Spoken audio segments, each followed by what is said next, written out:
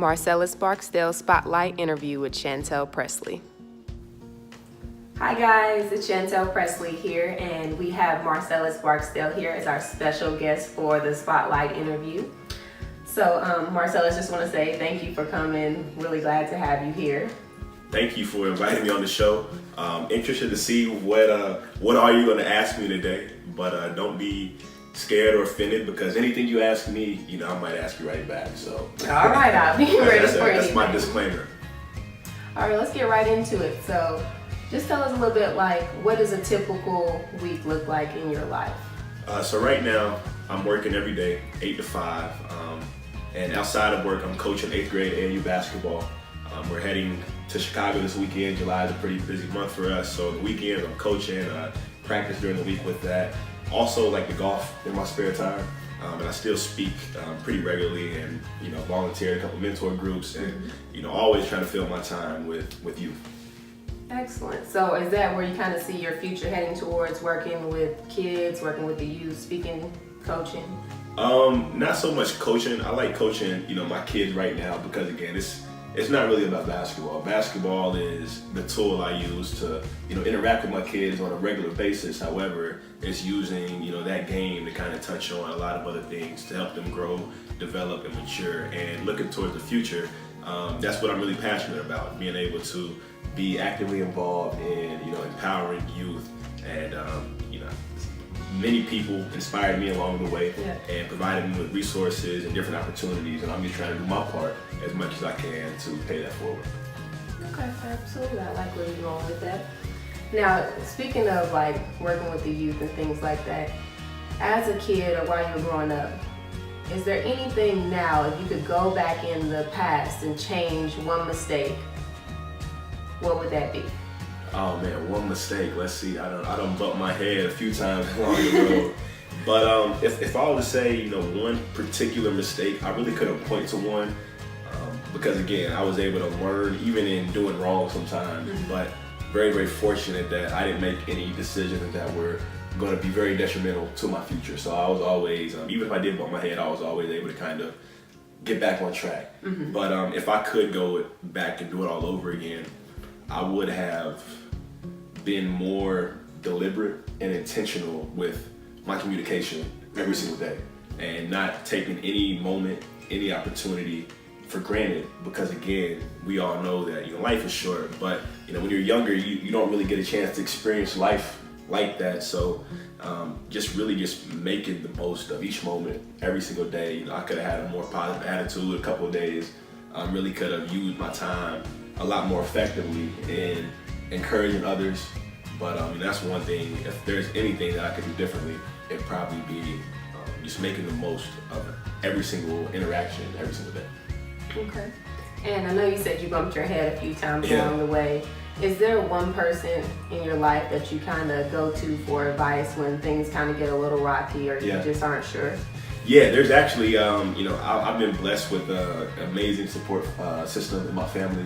And I've got a couple close friends who I'm always able to reach out to, when I'm having bad days, when I'm having good days, whatever it is. But, so thankful that I've been fortunate to have, again, kind of a circle of influence around me.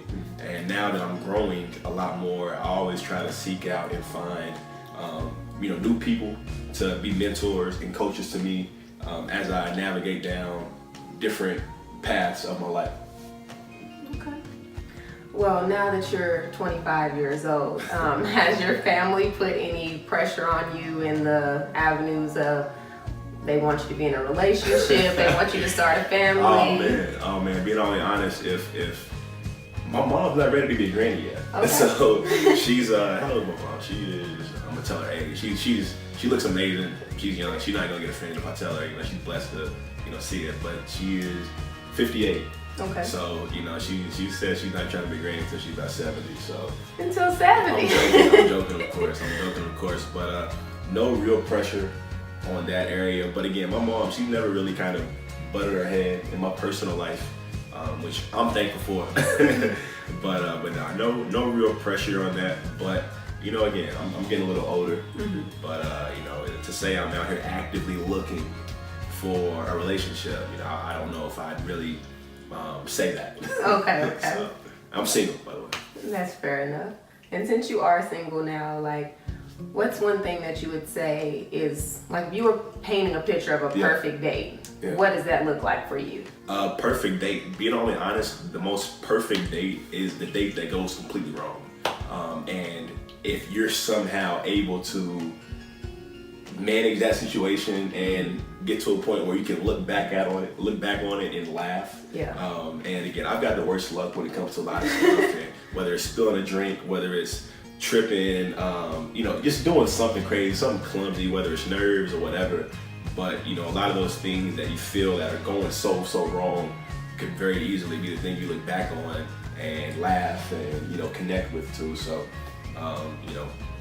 the perfect date is the date that goes absolutely wrong, but more so the date that's memorable. Yeah. Okay, and you did say that you're kind of clumsy, so what's the most embarrassing thing that's ever happened to you in your entire life? Most embarrassing thing that's ever happened to me in my entire life. So I did it to myself, and I'm so clumsy. I do things to myself, and I was in middle school, and I was trying to shake myself up. Grab some clippers in the bathroom, trying to shake myself up, trying to get my hairline right.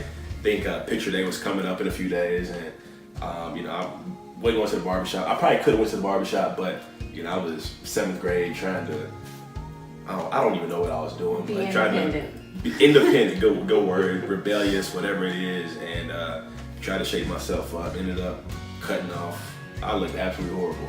And what was so embarrassing was the next day at school, I kind of was able to hide it. We wore uniforms. I don't know how I was able to hide it, but at football practice, I ended up going through practice and stuff, and we got to the locker room, and people started seeing that, and I'm like, oh man, they asked me what happened, and I act like I didn't know what happened. So I lied. I'm like, what y'all talking about? What you talking about? What you mean? So I look into the mirror and stuff, and again, I'm acting like I'm surprised. I put on my best Denzel impersonation, and really believed it.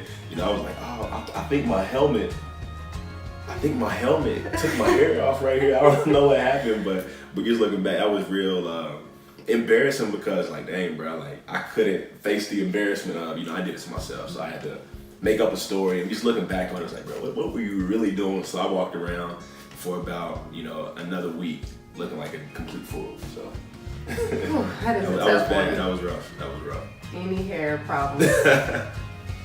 All right, and then finally, one question that I really want to know, like, what makes you truly happy? What makes me happy?